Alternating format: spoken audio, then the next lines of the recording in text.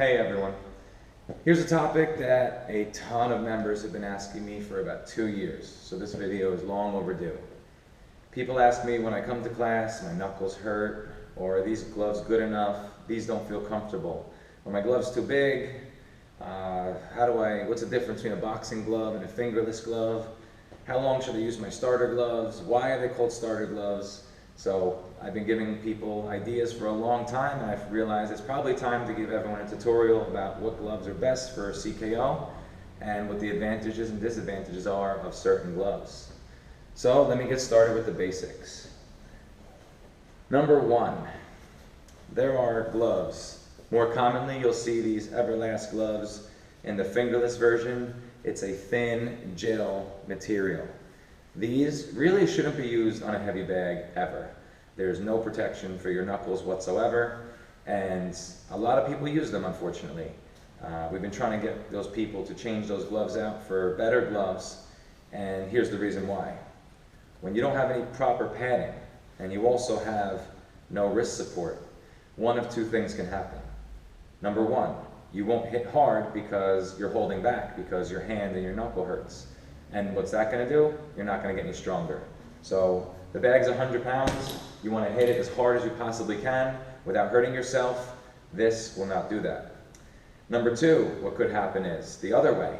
Maybe you can go all out and hit with this really gel type glove that really has no protection to it.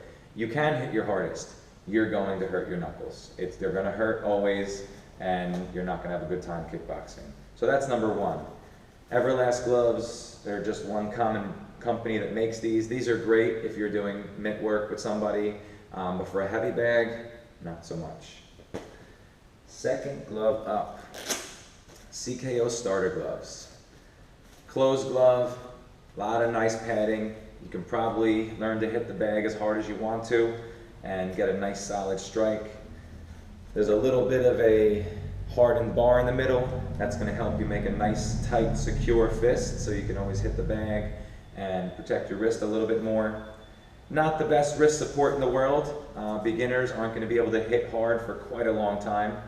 My opinion is maybe 2 months before you can actually learn how to hit the bag full might and not feel uncomfortable that you're going to hurt yourself. So it gives you a little bit of wrist support. These are great starter gloves. You have the option when you sign up for a CKO class, you can get these, or you can get the better gloves. But there's nothing wrong with these. Here's the problem with these gloves, as with any closed finger gloves. Number one, you're going to have a little bit of a harder time doing push-ups because you can't really open your hand up to do push-ups. Some people that have been working out for a long time and you're super comfortable with your body and how athletic you are, you can do knuckle push-ups. I don't recommend them for everyone. If you're not sure if you can do it, don't do it. You do a knuckle push-up on the floor, your wrist bends, your wrist is going to be sprained, broken, something like that. So if you're really, really sure you can do knuckle push-ups, then do knuckle push-ups. If you're not sure, some people take these gloves off, they put them back on non-stop in class. Some people it bothers, some people it doesn't bother. So make your decision on starter gloves. They're great gloves to start off with. As you progress, most of the members here at CKO Fanwood and Gillette, they're going to go with a basic MMA fingerless glove. Now, these happen to be Everlast as well, but they have a foam hardened padding, which means you're going to get more shock absorption on the bag, less of the force is going to your knuckle, and you're getting more power behind your hits. They have leather or some leather-like strap that goes around your wrist pretty tight. It's going to prevent your wrist from bending. It's going to give you more stability and more security behind your punch, which means you're going to be able to punch harder. Now, I tell everyone, half of it is physical, half of it is mental. Physically, yes, it will protect your wrist, especially for those times when you punch the bag incorrectly and your wrist bends. This will protect your wrist from getting really injured because it won't bend all the way or it'll stop it sooner. But number two, it's a lot of mental behind this as well. So having that extra stability on your wrist, your brain knows that it's safer. It's going to allow you to subconsciously release and hit a little bit harder to get more strength. These are great. You don't sweat as much as a closed finger glove, and you can open your hand very nicely and do your push-ups, do your dips, do your burpees, do all that stuff with a fingerless glove. My personal favorite glove I've been using for about 8 years is the regular old Harbinger glove. This one happens to have a CKO logo on it. I find them to be the best for me personally. There's nothing wrong with them. That's my personal preference. Next up, almost all CKOs have Hayabusa gloves. What's the difference between a Hayabusa and a Harbinger glove? Not much. The leather's a little bit different. The only actual technical benefit that I could tell you is that a Hayabusa glove has 2 wrist straps. So you're securing your wrist a little bit more. Your first wrist strap comes underneath, your second one comes over, and you're going to get a little bit more wrist support. Some people feel more comfortable. Everyone has a different size and shape of hand. So therefore, some people are going to feel more comfortable with the Hayabusa glove, fingerless glove, and some will feel better with the Harbinger. You really can try them on the front desk and figure out which one that you like the best. But for knuckle protection, you're probably fine with either one. Just which one do you prefer? Next up, next level, for people that potentially want to be able to punch a little bit harder and still have the same amount of wrist support and still have the fingerless aspect so they could do push-ups, dips, burpees, all that stuff super comfortably. Hayabusa makes a hybrid. It's a fingerless glove that has a little tiny boxing glove on the front. So the difference between a boxing glove and a fingerless glove is that you can hit harder with a boxing glove. That's a fact. You can hit the bag and get more strength gain out of a boxing glove, and it's a personal preference whether you want to use boxing gloves or fingerless gloves. Some other CKOs that I've been to, they have 90% of the members using boxing gloves. Why? I don't know. It's just a personal preference that happens to be that way. Here at CKO Fanwood and Gillette, I think we have about, give or take, about a 75% fingerless glove, maybe 25% boxing glove, nonetheless. And to be honest, when I work out and I actually take a class, because I normally teach, when I take a class, I like to switch back and forth between boxing gloves and fingerless gloves. I like to get the strength gain out of my workout to hit super hard with the boxing glove, but they annoy me sometimes because I can't take my sip of water very easily. I love to do push-ups on my knuckles, but sometimes I like to just have the open hand, a little more comfort of a fingerless glove. So that's the difference between most of the styles of gloves. So the next topic that is always going to come up after that is, I'm wearing the gloves that I think are correct for me, but I have some bruising on my, not bruising, I have some red marks on my knuckles. Maybe it's from your skin stretching, maybe it's from bruising, I don't know. I'm going to talk to you about the most common things that you're going to deal with how to protect your knuckles, more than just talking about gloves. So, I put this glove on. Maybe it fits me perfect, so when I hit the bag, it doesn't move left to right at all.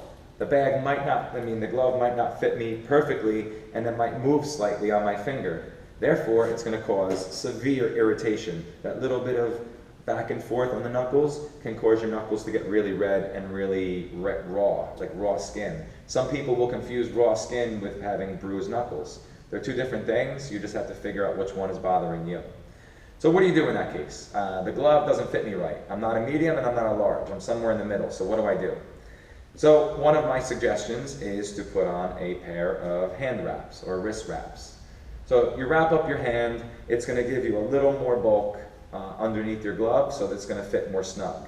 But more importantly, that layer of protection over your knuckles is going to absorb the friction of the glove rubbing on the wrap and not your knuckles. So it's going to give you a little more knuckle protection, and most importantly, the only reason that I personally have to wear wrist wraps is because I like to make sure that I am super safe. I put my wrist wrap on underneath, even though I have a leather strap that goes around twice, so my wrist doesn't really bend that much and it's really secure.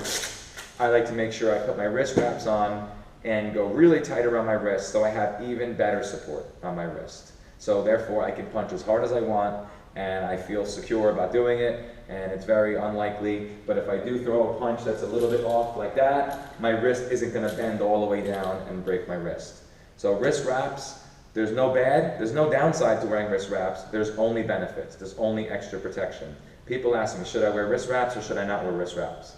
I'm like, why not wear them? It's a little bit annoying at first, but you'll get used to it, you'll get over it, and you'll enjoy your workouts better. And you're gonna see, most likely, you're gonna see more strength gain out of your workouts because you're gonna be able to punch harder.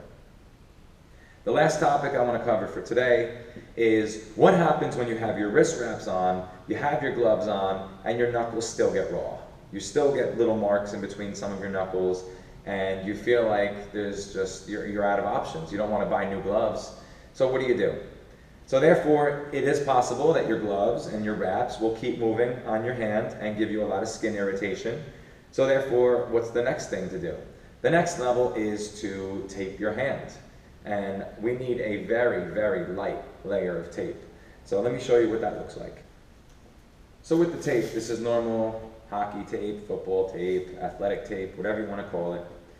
All the purpose of the tape is doing is protecting against friction on your knuckles. That's all it's doing, nothing else. So I suggest that you put your tape on with your fingers spread wide.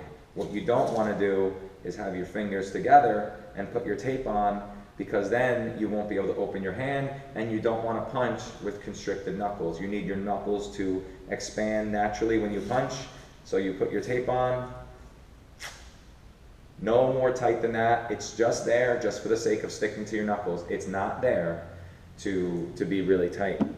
Now, some people would like to put the tape on and then put their glove over it. That's not going to work. We can't do that.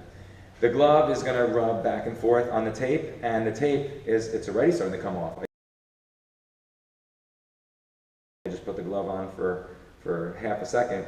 So what you need, if you're going to use tape, most likely you're going to have to use your wrist wraps and hand wraps over that, then put your glove on. It sounds like a lot of work. Once you get used to it, it'll be second nature. It'll be the way you work out, and it's going to give you all the benefits of getting as much strength gain as possible out of this class. So in closing, what we talked about today is all the different styles of gloves. You have a lot of choices in gloves. Some you should use, some you shouldn't use, some you should start off with, and some you can progress to. So if you have any further questions, just come in and ask any one of the trainers, and we'll help you out.